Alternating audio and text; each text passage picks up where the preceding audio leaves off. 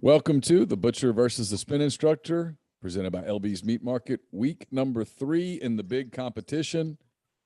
We got Greg Jones, who's just right now building a lead. That's what he's doing. He's just adding to that lead. He had a sneaky pick at the end of episode number 2 where he took Ruston. He went against the hometown team. He took the Ruston Bearcats. Campbell went with the Oxford Chargers, which was a mistake. A mistake. Ruston wins 28-14. Oxford's good. The Ruston High School Bearcats are always great. And Campbell should have known that by now.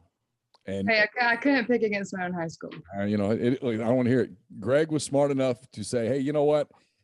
I know that all of my customers are Oxford and very few are Ruston, but this is about winning. This is this is a cutthroat competition. And well, Greg, I knew, from knowing you and meeting you, like I know kind of what kind of caliber athlete Ruston carries. So I just was like, yeah, I'm gonna have to go with Ruston here. Yeah, if they have a locker room full of Neil McCrady's, just imagine what they must be like on the field, a rolling ball of butcher knives. And sure enough.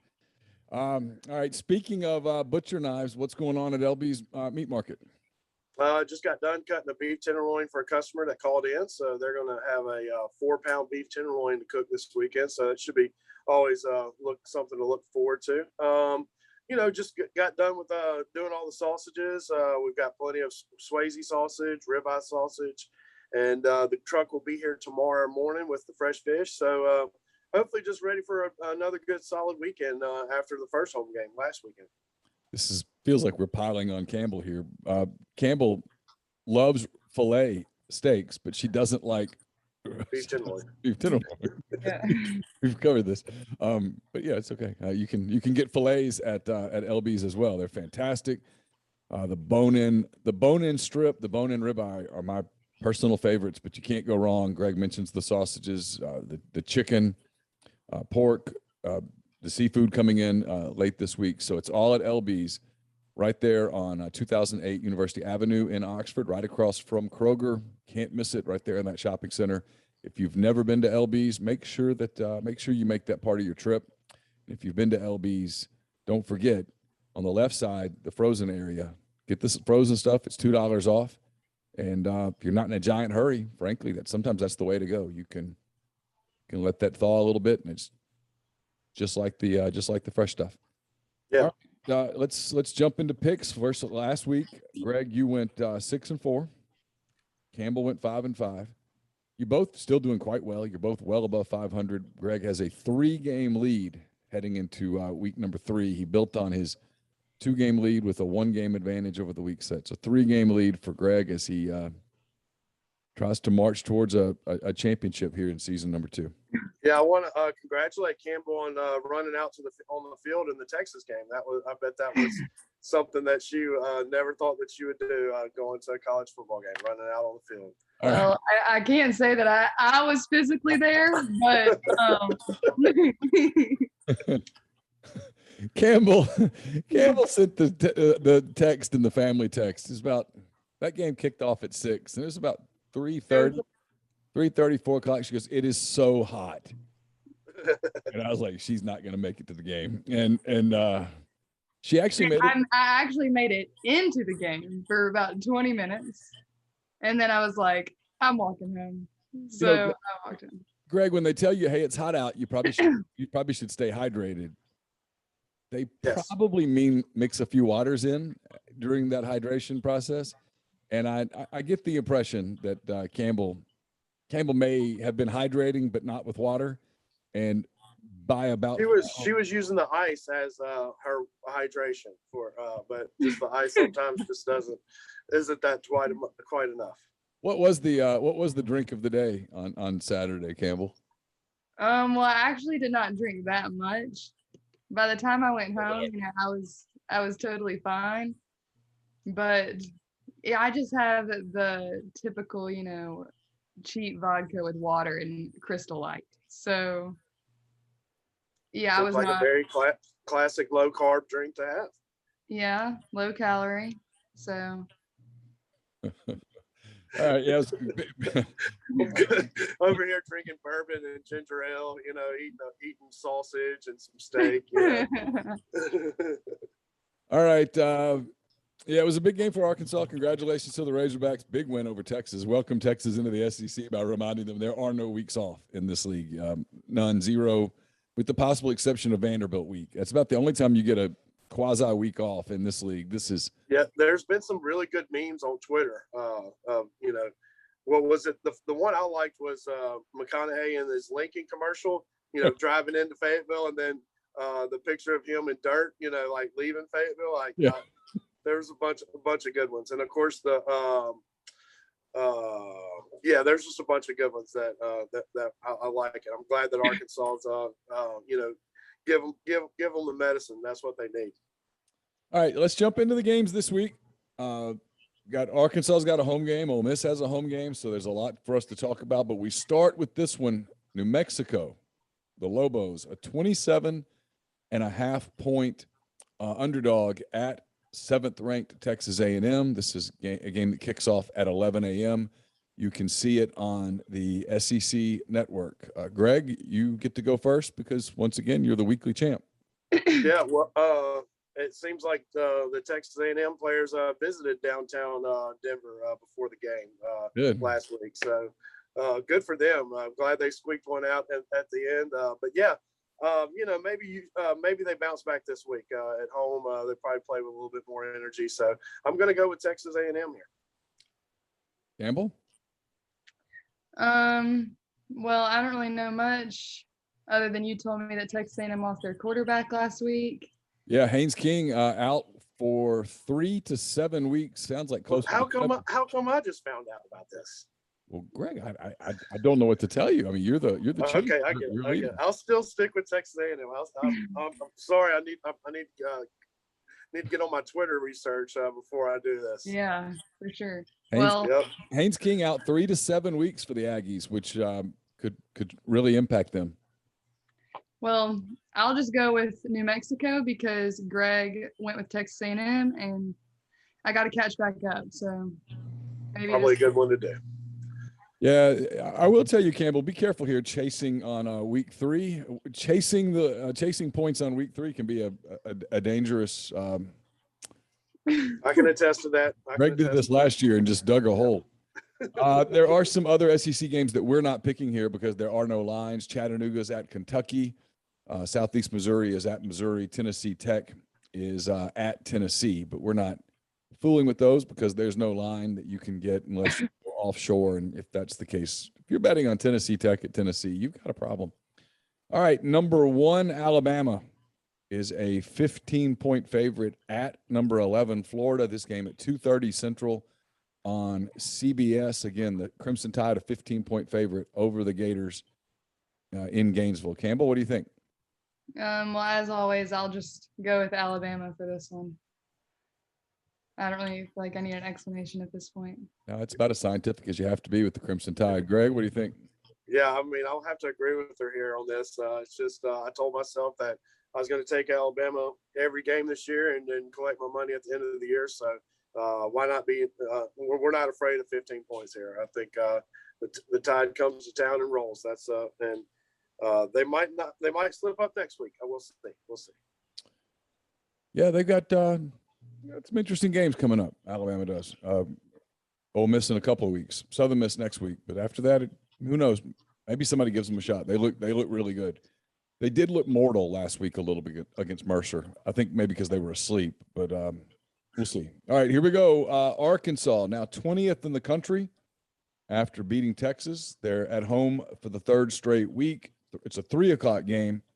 Arkansas is a 23.5-point favorite over Georgia Southern. This game can be seen on the SEC network. Greg, you're up. Man, I kind of got burned last week going against the Hogs, and that's shame on me. But trying not to do it this week. I think I'm going to go with Arkansas. I say they've got the hot hand, and after a big win over Texas and a big weekend, why not take them back-to-back weeks? Campbell, what's the mood been like on campus in town after Arkansas's big win over the Horns? Well, everyone was really excited, and then we got fined $100,000, so everybody was talking about that. Yeah. But yep. They storm the field. You get fined.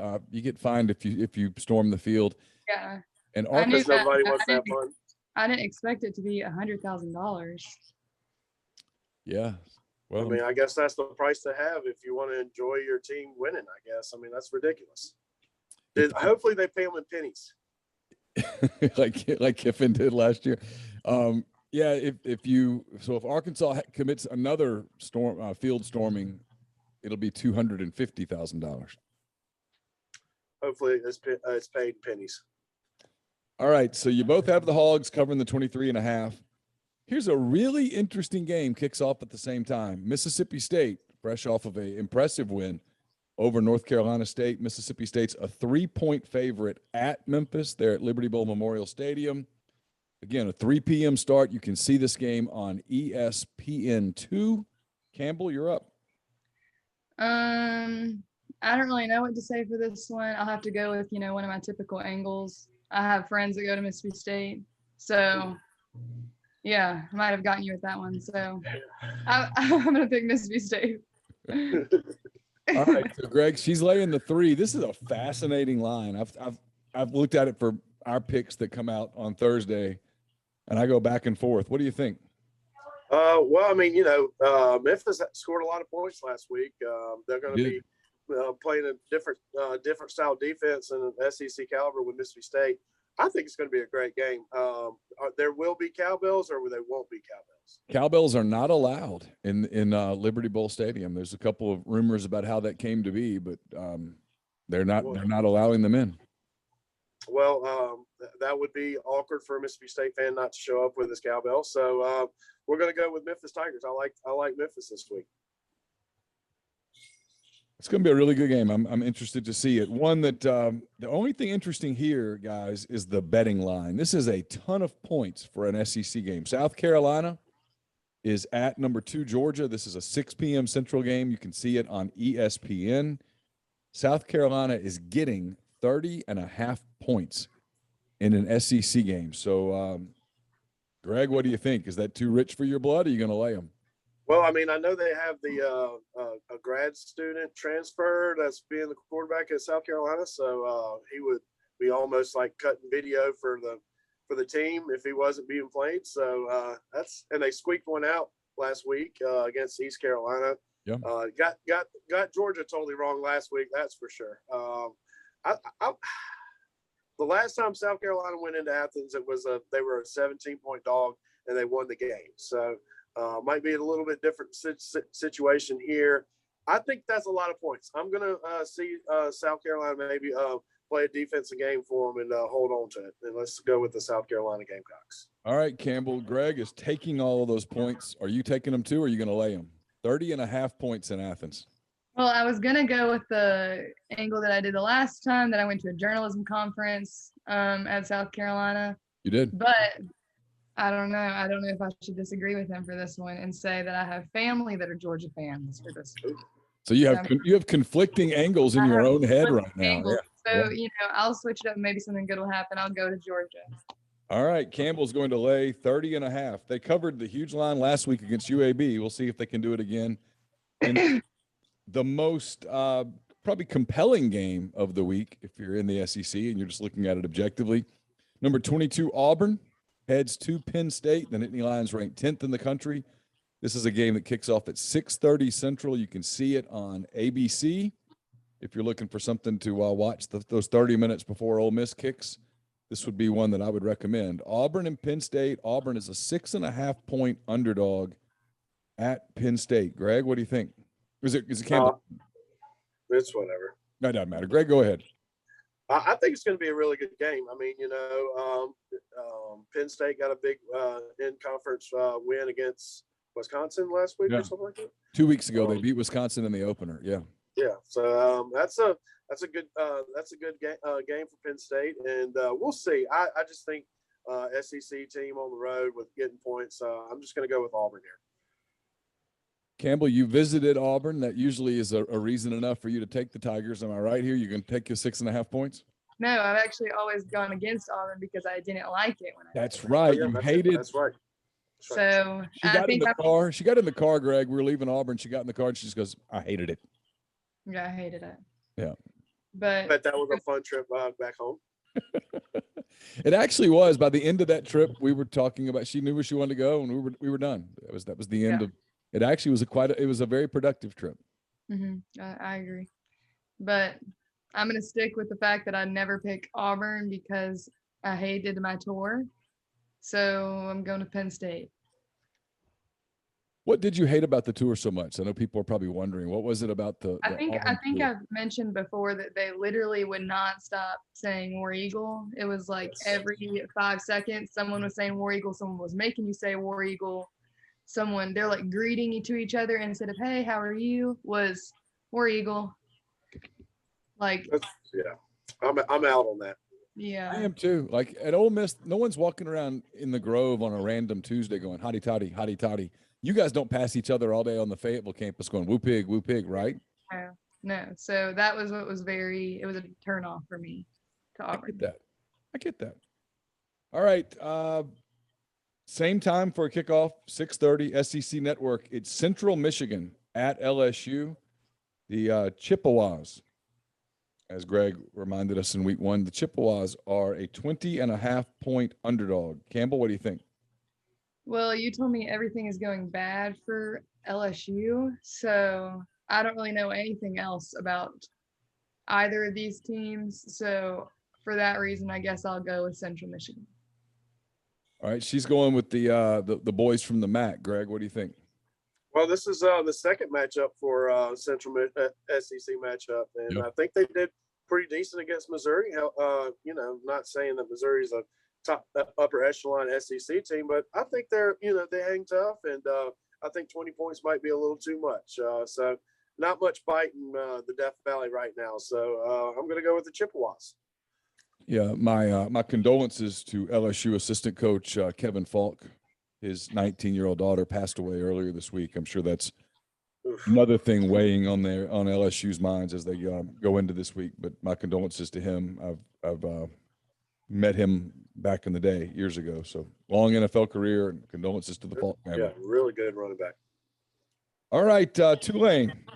Tulane heads to Ole Miss. The Rebels now ranked number 17 in the country. This is a 7:00 game. You can see it. If you're not going, you can see it on ESPN2. Tulane is getting 14 points at Vaught-Hemingway Stadium. Greg, what do you think? I'm going to go with the Rebs here. It's going to be it'll be interesting to see how Corral matches up with Tulane defense after Spencer Rattler, another Heisman candidate, matched up with them in week 1. So Rebels offense looks really good right now. The defense looks, like a different team out there. They have a little bit more organization back there, and Chance Campbell is everywhere. And so is Sam Williams, which I've always thought Sam Williams could be a deal breaker on on a defensive front. So with that being said, I just think Rebs are just too good right now and playing too well of the ball, not to win by 3 touchdowns here. Yeah, Ole Miss really passes the eye test so far. I agree with that. All right, Campbell, you got Tulane getting 14 at Ole Miss. What do you think? Well, I'm kind of unsure what to pick for this one. One of my best friends is from New Orleans, and her dad is actually a coach at Tulane. And I believe he's coming on the podcast. Yeah, soon. Jeff Conway, the wide receivers coach at Tulane, is scheduled to talk to me tomorrow. And I don't know, we're going to put it on some podcast. It'll be after we tape the Thursday morning podcast, but he's supposed to be on with us at some point. So when you hear this, he's supposed to talk to me around midday Thursday. They're still in Birmingham. I think they're going home after the game. They're going home this weekend. Yes. Yeah, they've been gone for a month. They've been gone for a while, but I think Bobby's mom was able to get home recently. That's good. That's good. So I'm unsure what to pick because I feel like Ole Miss will win, but I feel like I need to pick Tulane. So, maybe something will happen. I'll pick Tulane for this one. All right, so you're going to take Tulane and get the 14 points. I think you're going to lose this one, but we'll see. I saw a computer projection had it at Ole Miss winning by 13.8. So it's like right there. Oh my God. It's right there on that line. So we'll see. All right, last game. The Vanderbilt Commodores on a winning streak. Vanderbilt won a football game. They're 1-0 in the last week. That's what they should say. They should say we are unbeaten in the last week. Vandy is at home against Stanford. This is a game that also kicks off at 7:00. You can see it if you're just sick. You can see it on ESPNU. Stanford is an 11-point favorite in Nashville. I think, Campbell, you're up. Although they won last week, I guess I'm still gonna pick Stanford for this one. I feel weird picking Vanderbilt. It's more than fair. What about you, Greg?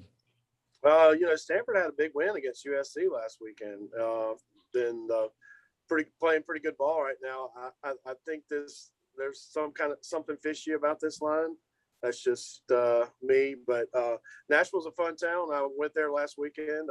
Then went to Kentucky Downs. But I would say if it was a town versus town, I'd probably do the Nashville. But it's a football game, and hopefully it's not a math competition or a business calculus competition at halftime or something like that. So that would be a tough game to handicap right there. So I'm going to go with the Stanford Cardinal. All right. So Greg goes with Stanford. Campbell goes with Stanford. Y'all have a few games where you differ. So we'll be watching those in particular, South Carolina and Georgia. Campbell's going to lay points. Campbell's laying points with Penn State against Auburn. Greg is laying the points with Ole Miss against Tulane, and everything else you guys. Oh, and Campbell's taking the points with New Mexico against Texas A&M. So there's a handful of games to watch. The standings could be all shook up by next week when we get back together. All right, so LB's Meat Market, 2008 University Avenue in Oxford. Greg, how do they get in touch with you if they want to call and get an order put in ahead of time? Yeah, I mean, just always call the store, 662-259-2999. We always take to-go orders and stuff like that. If you're in a hurry, and you need a big order, that way we can have it ready for you. Mushrooms and hoppers, plenty of fish will be here this weekend. So I'm not going to be here, but the store will be out. My spirit will be here. I'll be in Keeneland this weekend. So hopefully everybody comes by and gets your orders in. We're going to be open from 10 to 3 on Saturday, like last Saturday, the night games. I just want to let my employees go and enjoy the Grove and not be locked into LB's, all day. So we'll be 10 to 3 on Saturday and then 1 to 6 on Sunday. Is this the auction at Keeneland that you're going to? Yes, this is the Keeneland September yearling sale. There's 4,200 horses being sold in like a span of 10 days. You're gonna get one and bring it back to LB's, or where are you gonna? No. I'm selling one Sunday. Well, I would not bring the horse back to LB's. That would be. I didn't mean to eat it. I meant just like the mascot. No, I'm selling one on Sunday, and if a good opportunity comes about, I'm always in for it. But it's a pretty high end sale. The first one yesterday was the first day, and they sold 238 horses for $41 million. So I'm out on that. I like to find some good value. So I try to buy later in the sale. So try to find that superstar that nobody found. Well, best of luck to you. I hope you have a great week. Hope you travel safely. Hope everybody who's headed up to Oxford for Ole Miss Tulane, be safe on the roads and have a great weekend. And Campbell, Greg, thanks for your time. We'll see you again next week on The Butcher versus the Spin Instructor, presented by LB's Meat Market. You guys have a great weekend.